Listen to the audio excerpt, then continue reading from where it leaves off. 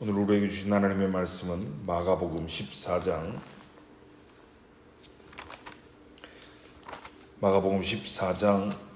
43절에서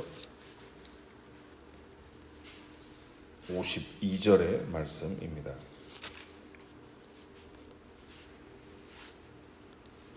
신약성경 81페이지 마가복음 14장 43절에서 52절의 말씀을 한 절씩 교독하고 52절의 말씀은 함께 읽겠습니다. 43절입니다. 예수께서 말씀하실 때 곧 12 중에 하나인 유다가 왔는데 대제사장들과 서기관들과 장로들에게서 파송된 무리가 검과 뭉치를 가지고 그와 함께 하였더라.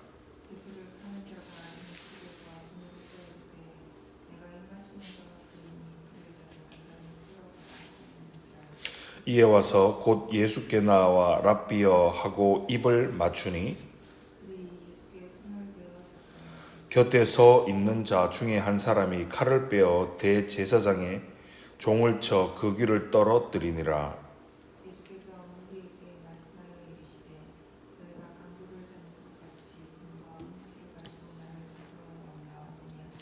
내가 날마다 너희와 함께 성전에 있으면서 가르쳤으되 너희가 나를 잡지 아니하였도다. 그러나 이는 성경을 이루려 함이니라 하시더라. 한 청년이 벗은 몸에 배 홑이불을 두르고 예수를 따라가다가 무리에게 잡힘에 배 홑이불을 버리고 벗은 몸으로 도망하니라. 아멘. 고난주간 특별 새벽기도의 둘째 날입니다. 오늘 본문의 말씀은 마가복음 14장 43절에서 52절의 말씀입니다. 예수님은 겟세마네에서 기도하신 후에 고난의 잔을 받아들이기 위한 마지막 시간을 준비하고 계십니다. 오늘은 바로 체포당하신 예수님을 기록하고 있습니다. 여러분, 이 생을 살면서 누군가로부터 배신을 당하면 어떠실 것 같습니까? 배신을 당하면 참 많이 아플 것 같습니다. 무척이나 속상하고 쓰라릴 것 같습니다. 왜냐하면 배신은 먼 사람이 아니라 가까운 사람에게서 당하기 때문이죠. 예수님과 함께 동고동락했던 제자들로부터 배신을 당하셨습니다. 예수님께서 말씀하신 대로 예수님을 배신하는 가롯 유다가 대제사장들과 서기관들과 장로들에게서 파송된 무리들과 함께 검과 몽치를 들고 예수님을 잡으러 왔습니다. 잡으러 온 무리들은 예수님을 확실하게 분별하지 못했습니다.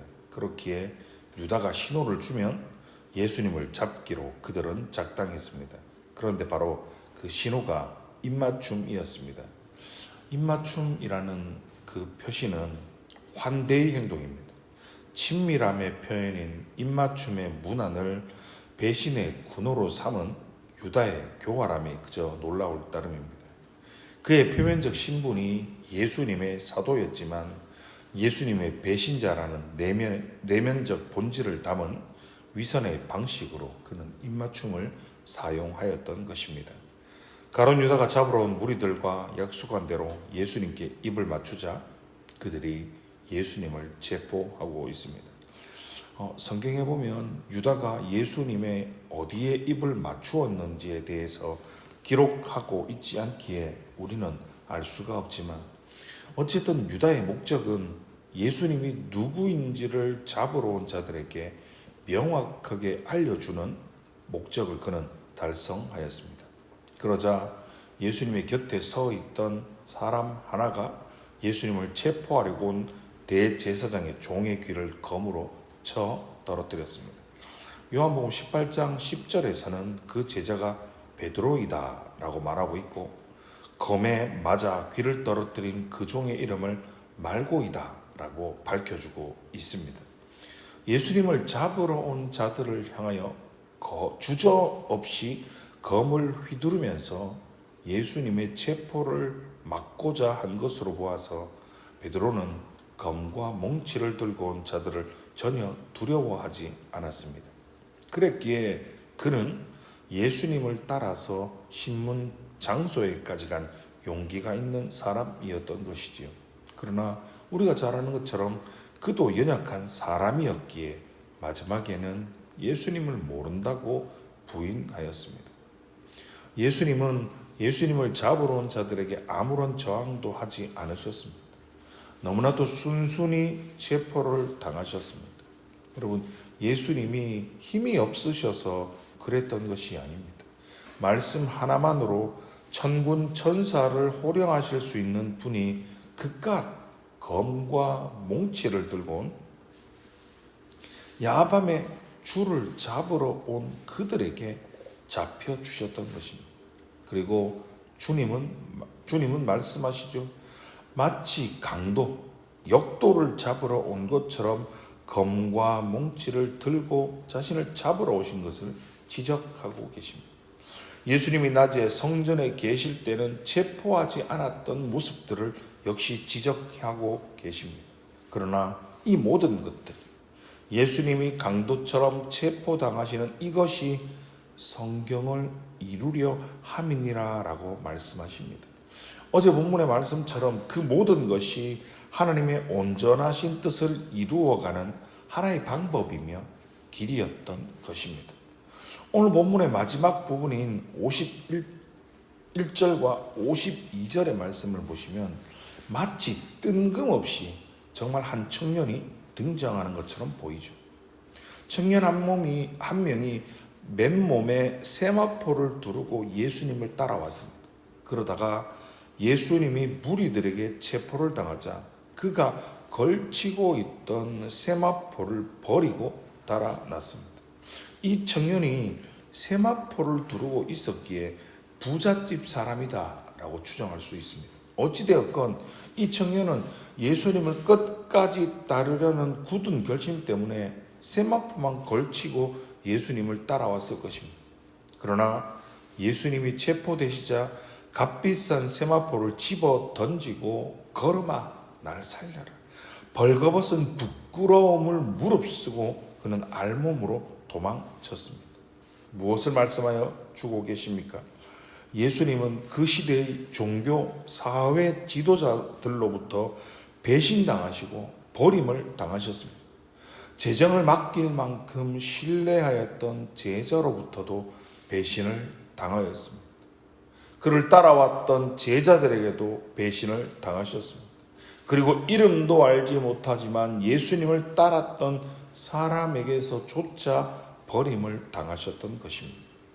우리 주님은 오직 저와 여러분의 구원을 위하여 하나님에게서도 그리고 모든 사람에게서도 철저한 배신과 버림을 당하셨음을 본문은 보여주고 있는 것입니다. 어찌 감사하지 않을 수가 있습니까? 우리가 어찌 그 은혜를 갚을 길이 있겠습니까? 사랑하는 성도 여러분, 주님이 배신과 고난과 외로움의 십자가의 길을 걸어가신 것을 묵상하시며 더 깊은 믿음으로 감사로 나아가시기 바랍니다. 저와 여러분의 신앙은 십자가와 부활의 신앙입니다.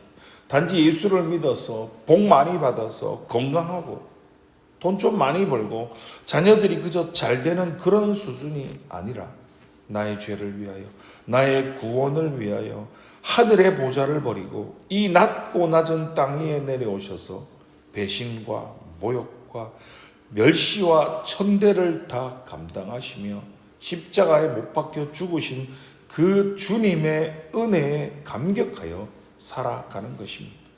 그런 주님이 저와 여러분에게 우리의 삶의 십자가를 지고 자기의 십자가를 지고 따라오라라고 명하십니다. 우리는 기꺼이 십자가를 지고 따르겠노라라고 고백하기도 합니다. 그러나 위기 앞에서 우리의 의지는 여지없이 꺾일 것입니다. 결단의 시간이 흐르면 흐를수록 흐릿해져만 갈 것입니다.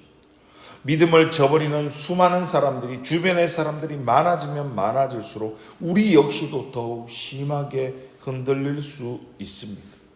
그렇기에 깨어 기도하시기 바랍니다. 주님이 나를 위해 십자가를 지셨듯이 나도 역시 하나님의 나라와 주님의 몸된 교회와 영광을 위하여 주님 다시 오시는 그날까지, 나의 생명 다하는 그날까지 내 십자가를 지고 신앙을 지키고 믿음을 굳건히 지켜서 끝까지 주님만을 따라가시는 복된 성도님들 되시기를 주님의 이름으로 축원합니다. 기도하겠습니다. 참 좋으신 하나님 감사합니다. 우리에게 고난 주간은 특별 새벽 기도로 함께 모여 말씀을 듣고 기도할 수 있도록 우리의 삶의 모든 것을 주여 지켜주심을 감사합니다. 하나님에게서, 그리고 믿었던 제자들에게, 그리고 정치, 사회, 지도자들로부터, 그리고 주님을 따르던 제자들에게조차, 사람들에게서조차 배신당하고 배척당하셨던 그 예수님의 모습을 오늘도 우리에게 들려주심을 감사합니다. 하나님, 우리 역시 우리의 상황에 위기가 닥쳐오고 어려움이 닥치면 주님을 모른다고 말하고 버리지 않도록 우리가 말씀을 통하여 우리의 신앙을 다시금 돌아보게 하시고, 주님 다시 오시는 그날까지 우리 각자의 삶의 자리에서 주를 믿는 성도답게 우리의 십자가를 지고 끝까지 믿음을 지키고 신앙을 지키고 주님만을 뒤따르는 복된 삶들이 되어질 수 있도록 은혜를 더하여 주옵소서.